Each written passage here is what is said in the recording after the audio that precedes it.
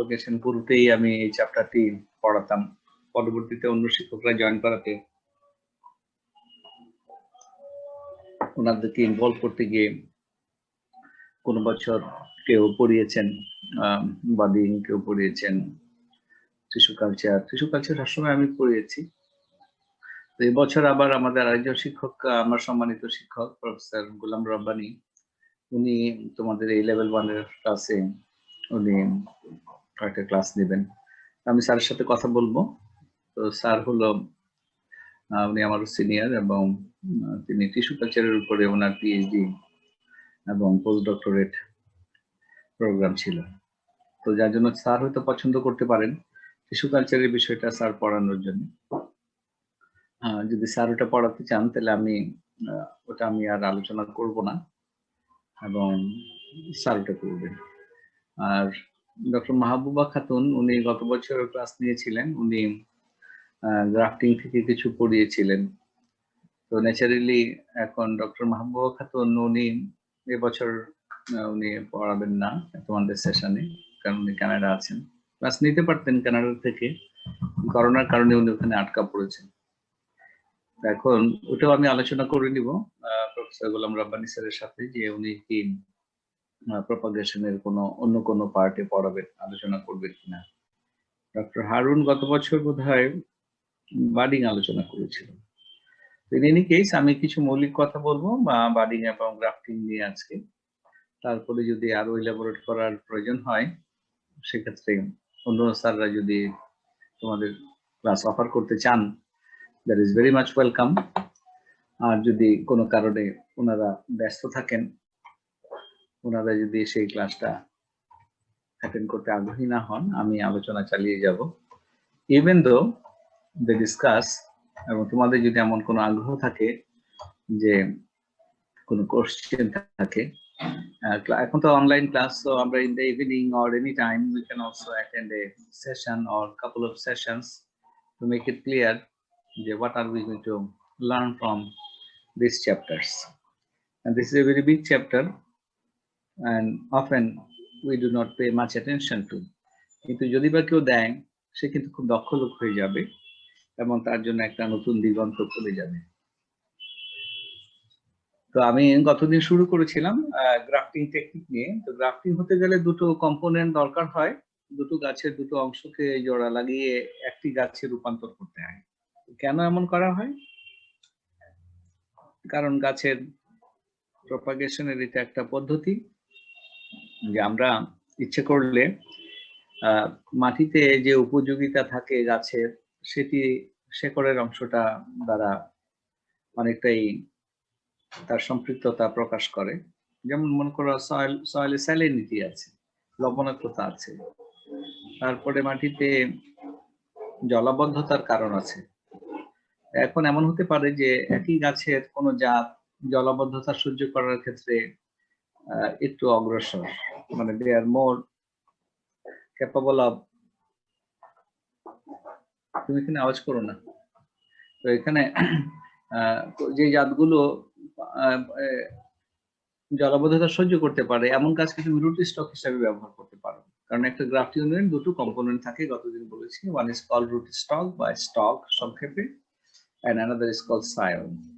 এখন এই শেকড়ের অংশটা যদি খরা সহিষ্ণু হয়, তাহলে খরা সহিষ্ণু অঞ্চলে তুমি ফসল ফলাতে পারো ইউজিং খরা সহিষ্ণু রুট স্টক। তো তার উপরে তোমার পছন্দের জাতকে তুমি জোড়া লাগিয়ে তার ফুল ফল তুমি পেতে পারো। ঠিক একইভাবে স্যালিনিটি সহিষ্ণু যদি কোনো জাত পাওয়া যায় কোনো গাছের, সেটাকে রুট স্টক ব্যবহার করে তুমি স্যালিন প্রোন এলাকায় তুমি ফসল ফলাতে পারো। এই যে একটা স্পেশাল সুবিধা।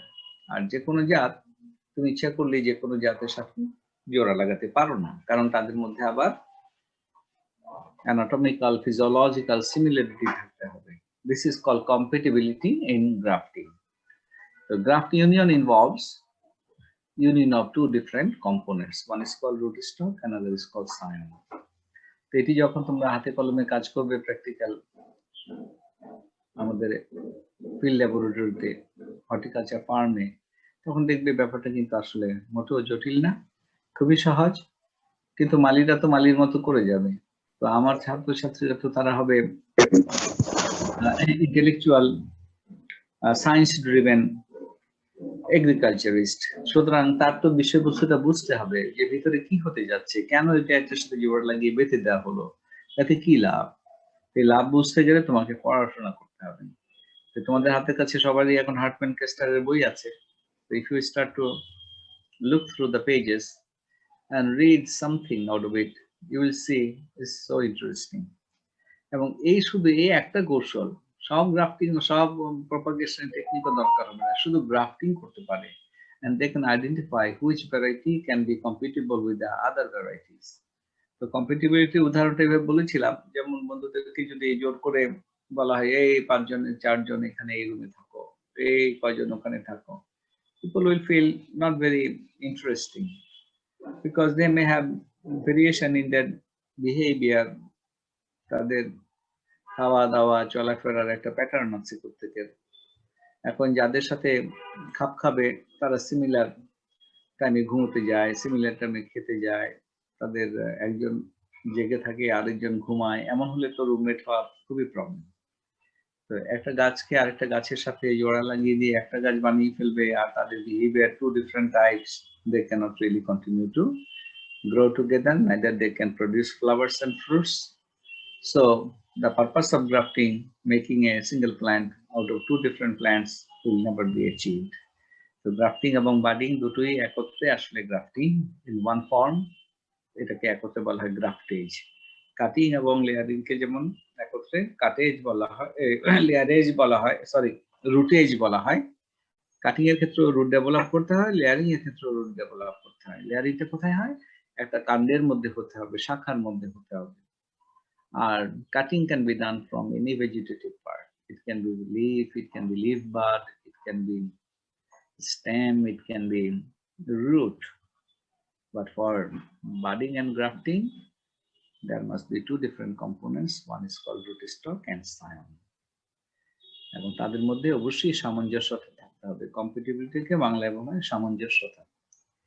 আর কি করতে হবে? তাদের মধ্যে যে অপারেশন করা হবে, এটা তো একটা প্রিটি লাইক ওই যে সব্যসাচী ফোন দিয়েছিল আমাকে। সব্যসাচী কি ক্লাসে আছো?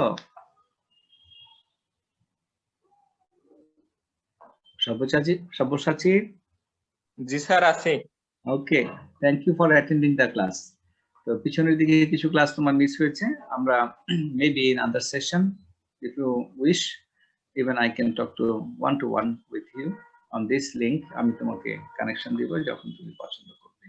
And any of my students, those who did not attend any classes, that they think that you need to attend my classes, এই ক্লাসের শিডিউল যাই থাকুক না কেন আমাকে জানাবে। আমি maybe in one evening or maybe in several evenings I want to attend your classes because I love it. I love my students, I love my work. Therefore it is not a punishment for me. যারা পছন্দ করে না তাদের কাজ, তাদেরকে যাই করতে দাও, তাদের কষ্ট লাগে। I don't face any trouble talking to my students or my colleagues and teachers and working for my mandate activities.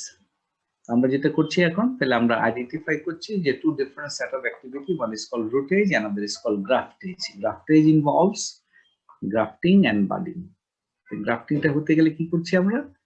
Is an art of joining parts of plants together so that they unite and continue to grow as a single plant. Single plant হয়ে যেতে হবে। তো তারা যদি একটা আরেকটার গুতুগুতি করে, তাহলে they cannot live together. It is a bondage for life. তো এই বন্ডেজটাকে একটা গাছ হয়ে যাবে, তো তার যে অ্যানাটমিক্যাল বায়োকেমিক্যাল সিমিলারিটি, ওই যে টিস্যু ম্যাচের মতো। সব্যসাচীর উদাহরণটা নিচ্ছি, ওর মায়ের কিডনি তাকে দান করা হয়েছে, and now he is recovering from this shock. He has had some problem with his own kidneys. Now he is carrying on the kidney of his mother. If the tissue would not match, the grafting could not be done. Transplantation of the kidney would not have been possible. তো কেন হয়েছে? তো মায়েরই kidney, মা থেকেই তার জন্ম হয়েছে, মায়ের কোষ, মায়ের রক্ত, এগুলো নিয়ে সে বেড়ে চলেছিল। Such a similarity. Therefore, her kidney is fitting into his own body. The similarity দরকার for grafting and budding. কাটিংও দরকার নেই, কারণ কেটে আলাদা করে লাগিয়ে দিয়েছ। তারপর লেয়ারিং এর ক্ষেত্রে কিছুই করার নেই, একটা গাছ থেকে তুমি গাছ পেয়ে যাচ্ছ, তার একটা শাখার মধ্যে শেকড় গজিয়ে দিয়েছ। But here it's very different concept, two different things should come together. তো এটা একটা অর্গান ট্রান্সপ্ল্যান্টিং এর মতোই হচ্ছে।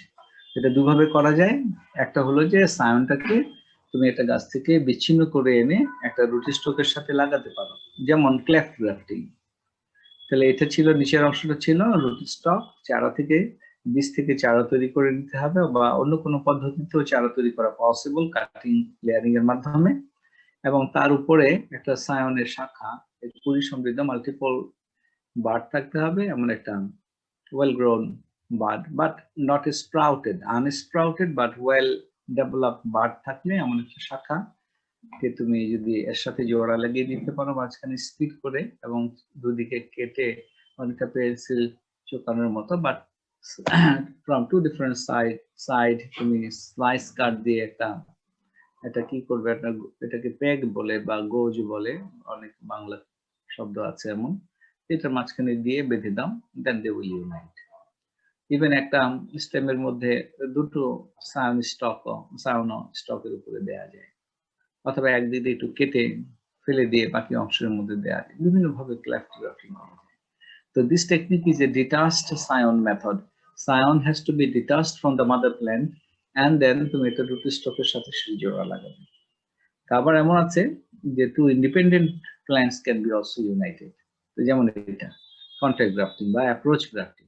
তাহলে এটা একটা রুট স্টক, তার নিজস্ব শেকড় আছে, এবং সায়নটা যে গাছ থেকে সংগ্রহ করা হচ্ছে সেটাও তার নিজের গাছের মধ্যেই লাগানো আছে। এখন দুটোকে জোড়া লাগানোর পরে রুট স্টকের মাথাটা কেটে ফেলে দিতে হবে যখন জোড়া লেগে যাবে, আর সায়নের গোড়ার অংশটা কেটে দিতে হবে। Then you have a new plant with a new head. গোড়াটা আগেটাই আছে, তাহলে এটা মাতৃগাছ থেকে এখন জোড়া লাগার পরে এটাকে বিচ্ছিন্ন করতে হবে, যেমন লেয়ারিং এর ক্ষেত্রে করা হয়। লেয়ারিং এ কি করা হয়, কাণ্ডতে শেকড় গজানোর পরে সেই কাণ্ডটাকে বিচ্ছিন্ন করে এনে আলাদা গাছ তৈরি করা হয়। তো এখান থেকেও সায়নটাকে বিচ্ছিন্ন করবে কখন, কন্ট্যাক্ট গ্রাফটিং এর ক্ষেত্রে, যখন জোড়া লেগে গেছে রুট স্টকের সাথে, তাহলে একটা ছোট চারাকে নিয়ে একটা গাছের সাথে নিয়ে লাগাতে হবে, গাছের কোনো শাখার সাথে। So this is called approach. Another key, other techniques are detached scion method.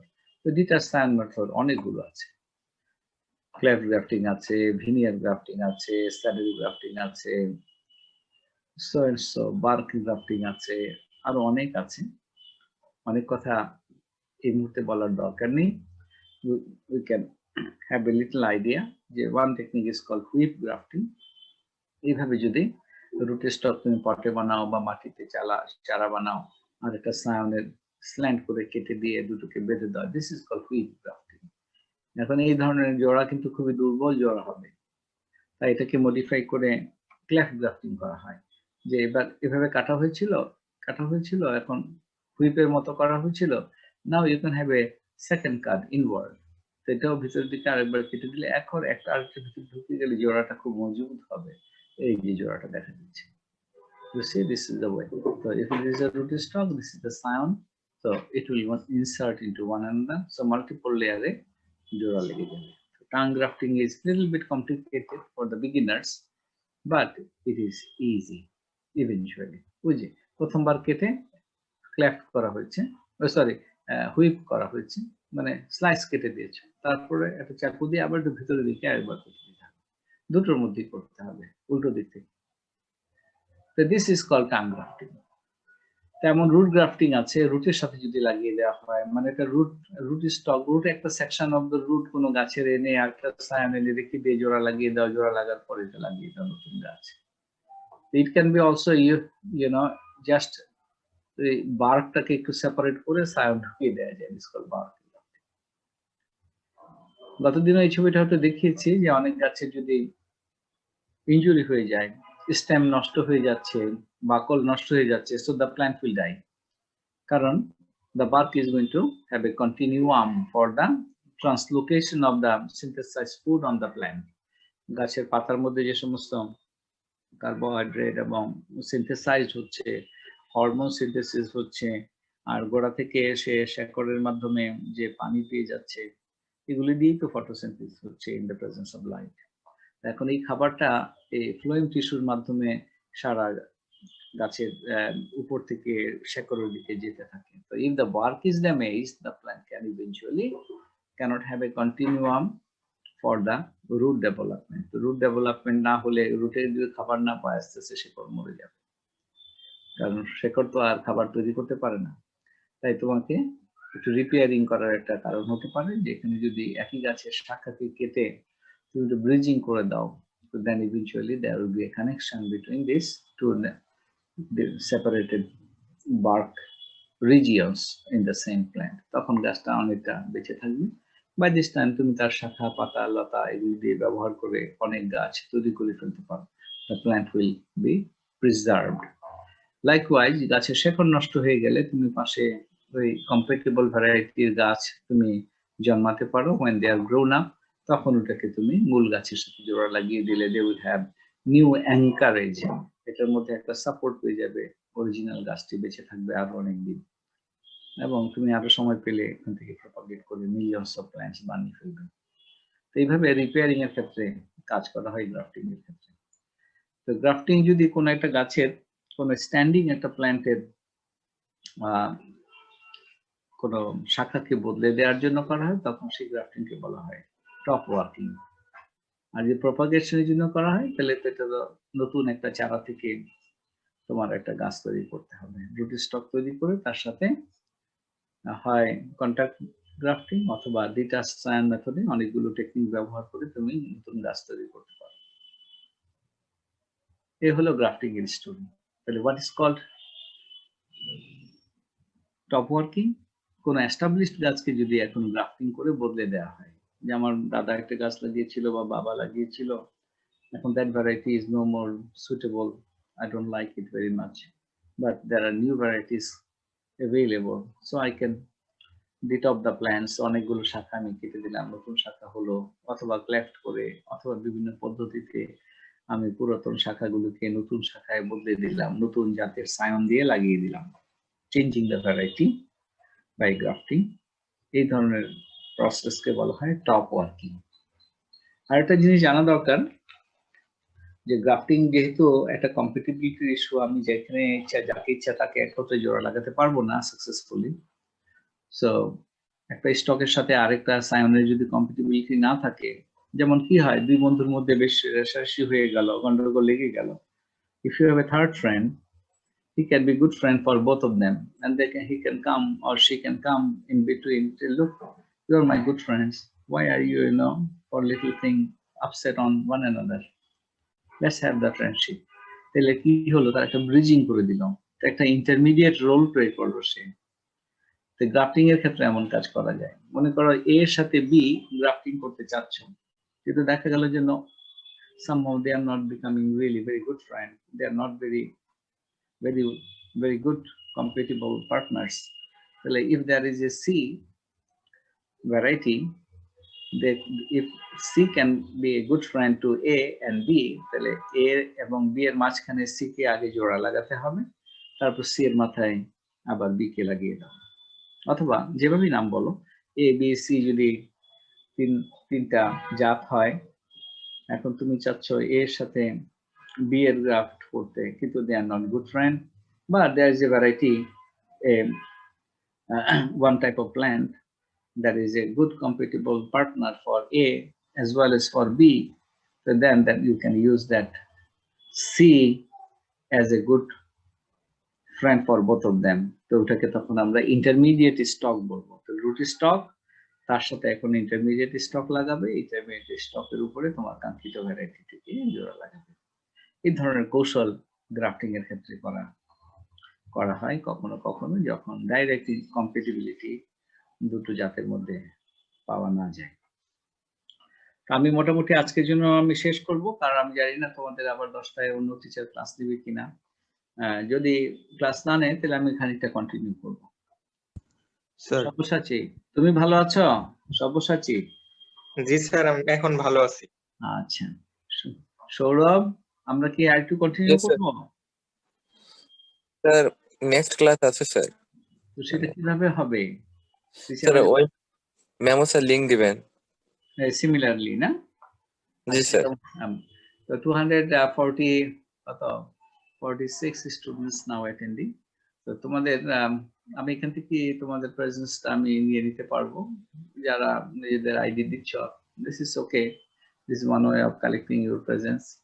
আর যারা আইডি দাওনি বা দিতে পারবে না, তাদেরটাও আমি এখান থেকে ডেভেলপ করে দিতে পারবো।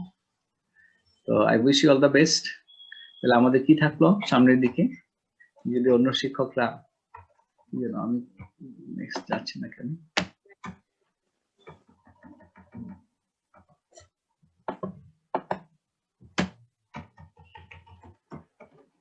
হ্যাং হয়ে গেছে বোধহয়। তোমরা কি স্লাইড দেখতে পাচ্ছ আমার? জি স্যার। জি স্যার। স্লাইড তো আর সামনের দিকে যাচ্ছে না, দেখি বুঝতে পারছি যে ক্লাসের সময় শেষ। স্যার বলো। স্যার লেয়ারিং বা কাটিং করার সময় যে স্যার নার্সারিতে বিভিন্ন সময় একটা সিজন মেইনটেইন করে, কিন্তু রিপেয়ারিং তো আমি একটু আবার স্লাইডটাতে ঢুকি, কি কারণে যেমন হলো। তোমরা কি দেখতে পাচ্ছ আবার স্লাইডটা আমার? না স্যার। না স্যার। স্লাইড শেয়ার এখন দেখতে পাচ্ছ? জি স্যার। ওকে, আমি একটু সামনের দিকে যাই। সামনের দিকে গিয়ে আমি একটু দেখাতে চাই যে what remains on this chapter.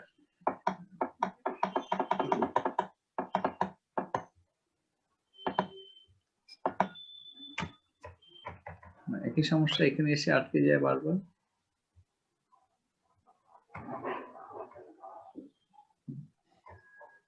Sir বলো।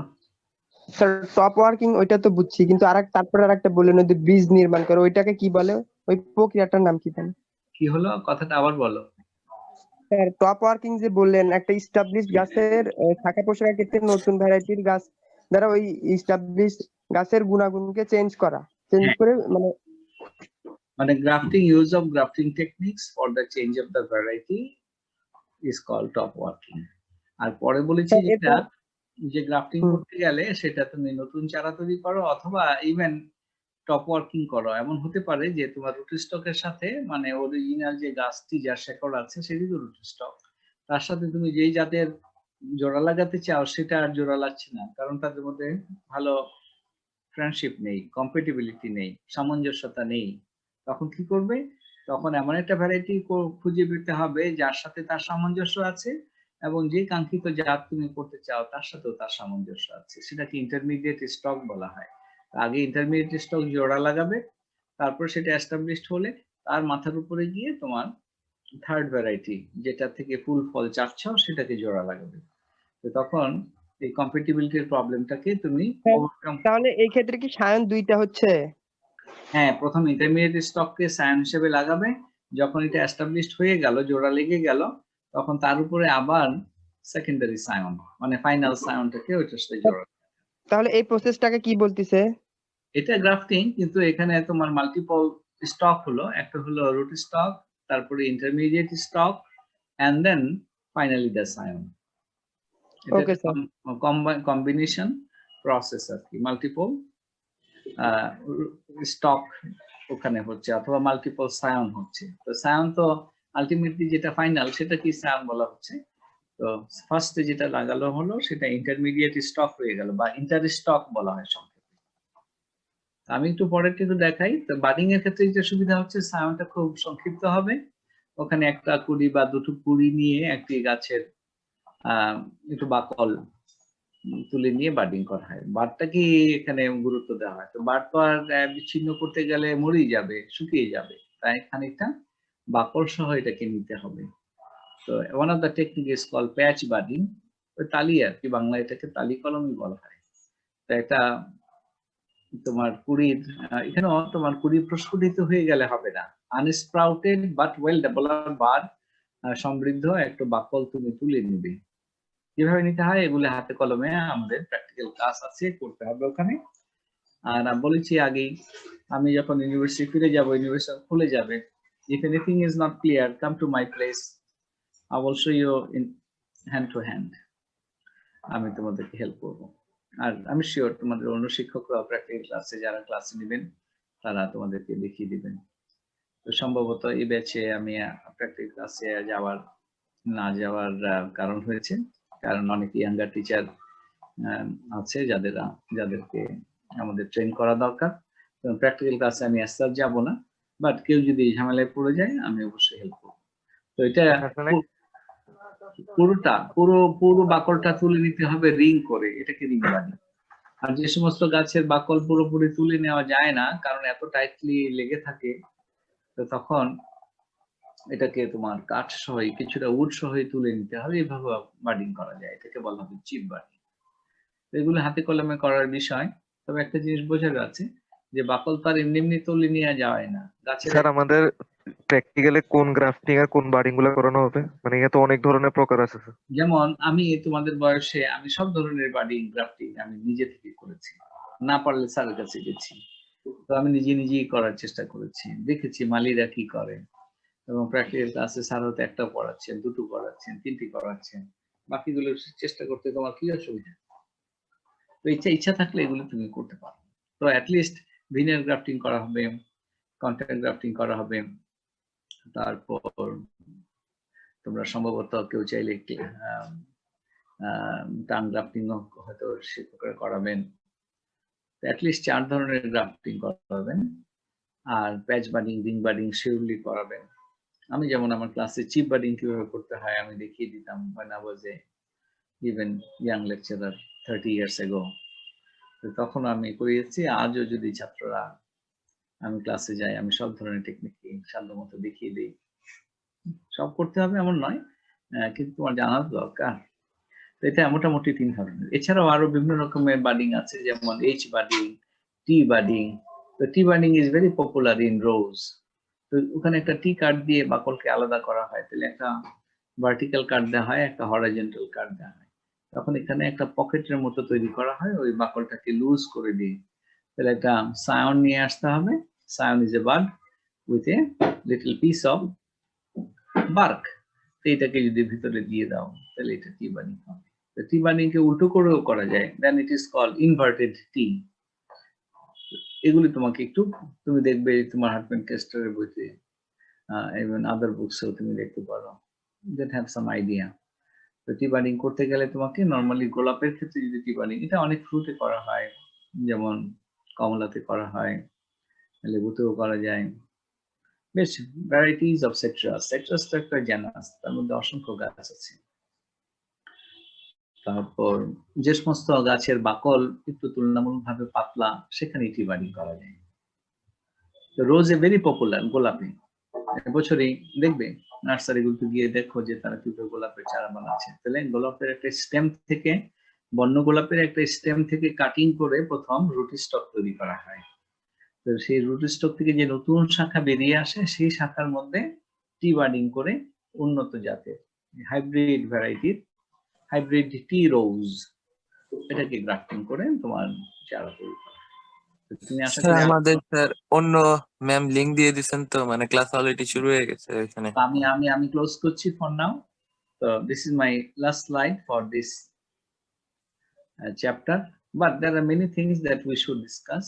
If you think anything not clear, please continue communicating with me, all the CR and anybody else. CR না হলেও তুমি সরাসরি আমার সাথে কথা বলতে পারো, প্রয়োজনে আমরা will sit for other sessions. তো আমি মোটামুটি এই স্লাইডটা শেষ করলাম। So thank you so much.